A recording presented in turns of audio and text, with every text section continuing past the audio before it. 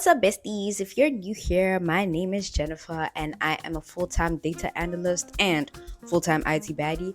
And I'll be telling you about the highs and lows of being in the tech space as a data analyst, how you can transition into the tech space as data analyst without a computer science degree. So if you like what you hear, don't forget to subscribe, like, comment, and do all of the things. And let's get into it. So if you didn't know, I did study a BSc in molecular biology and biotechnology, and my first ever job was actually being a microbiologist. So now, don't get me wrong, I do love microbiology, but it is really underinvested in the Africa space, South Africa, and Africa as a whole.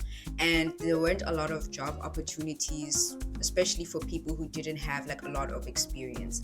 Not only that, but I realized that it wasn't something that I was really passionate about because it's very routine and mundane. And don't get me wrong, some people do love that, but I always love having a challenge, and I didn't really find that challenging moment when I worked as a microbiologist.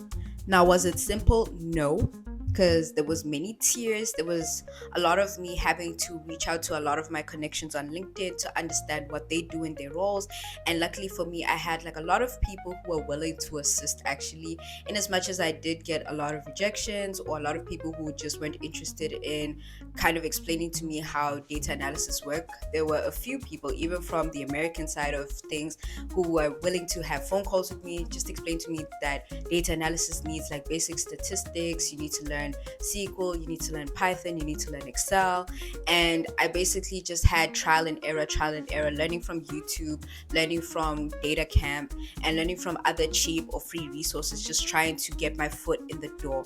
And there were even like a lot of people who were willing to help in terms of like maybe giving me a reference or so. Some did, but it didn't pan out. But it's only because I didn't really have enough confidence to ace certain interviews, because I did get a lot of interviews for junior roles, but yeah, it just wasn't panning out, unfortunately. So after months and months and months of trying, I finally scored an internship with the Fushini Group, also known as TFG. And I was so happy about that. Like, that was my first breakthrough to being finally a data analyst in the tech space. And I highly recommend anybody who's going to start out their journey should like probably start out at TFG, because it was really nice.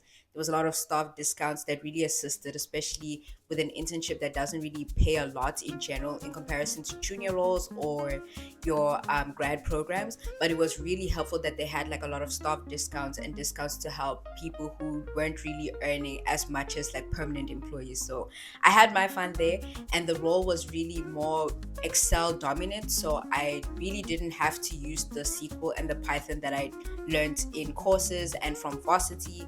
I actually made use of Excel and learned advanced Excel to get like my next job. And I can say with over 3 years of experience being in the tech space that I still enjoy all the challenges that I'm met with.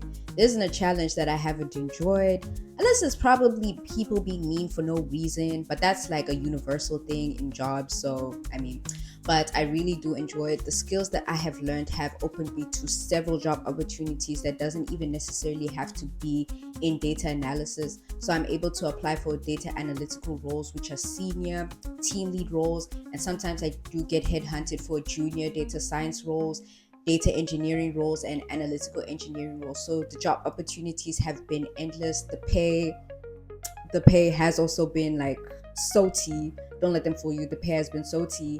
And yeah, I just will always enjoy being in the tech space, unfortunately, or fortunately, I don't know.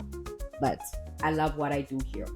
And I think that's it for this video. In my next video, I'm going to be talking about the resources I use to teach myself how to be in the tech space without having to necessarily go and study for a computer science degree, and what it taught me along the way.